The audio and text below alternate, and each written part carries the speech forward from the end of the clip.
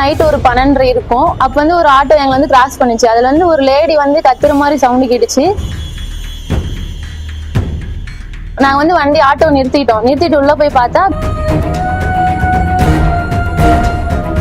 என் பேர் ஆர் கோகிலா. நான் Tiruppur city ஏஆர்ல great 2 போலீஸா இப்பதான் ஜாயின் பண்ணேன். புது பிசி. நேற்று இண்டிபெண்டன்ஸ் டே, அதனால ஸ்பெஷலா வெஹிக்கிள் செக்அப்ல நானு, அப்புறம் வந்து AR sir police, SI sir Prabhudeva sir, அப்புறம் ஐஎஸ் சார் வந்திருந்தாரு. அப்போ வந்து நைட் ஒரு 12:30 இருக்கும். அப்ப வந்து ஒரு ஆட்டோ எங்களை வந்து கிராஸ் பண்ணுச்சு. அதுல வந்து ஒரு லேடி வந்து கத்துற மாதிரி சவுண்ட் கேட்டுச்சு. நாங்க வந்து வண்டி ஆட்டோ நிறுத்திட்டு உள்ள போய் பார்த்தா பேபி பான் ஆகிற ஸ்டேஜ் இருக்கு. பேபியோட ஹெட்லாம் நல்லாவே தெரிய ஆரம்பிச்சிருச்சு. நான் ஆல்ரெடி நர்சிங் படிச்சதுனால எனக்கு அதை பத்தி தெரியும். அதனால நான் சொன்ன சார் வந்துட்டு, நான் முன்னாடி போய் இஎஸ்ஐ ஹாஸ்பிட்டல் போயிட்டாங்க அவங்க. நான் முன்னாடி போய் ஸ்ட்ரக்சர் ரெடி பண்றோமா, நீங்க பின்னாடி வந்துருங்க அப்படின்னு சொல்லிட்டாங்க. நாங்க ஆட்டோல பின்னாடி போனோம். கூட வந்து அவங்க நார்த் இந்தியன்ஸ், அவங்க ஹஸ்பண்டும் கூட இருந்தாங்க. நாங்க போறப்பயே பேபி வந்து பான் ஆக ஆரம்பிச்சு, பான் ஆயிடுச்சு, ஃபுல்லாவே பான் ஆயிடுச்சு.